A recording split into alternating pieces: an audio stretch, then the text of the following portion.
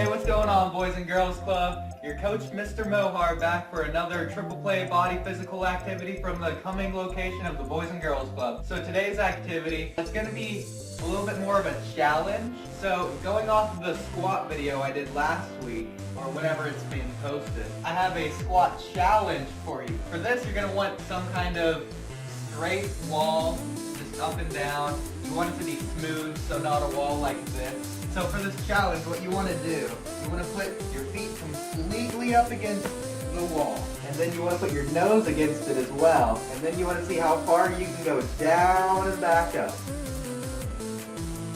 without falling backwards. And that's the challenge. How far can you go down without falling backwards? Very difficult.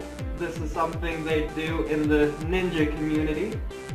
And it will really help you get your centripetal balance that you need for squats. So not your side-to-side balance, but your forward and backwards balance. It'll help you get your center of gravity directly over your feet, which is what you want for a squat.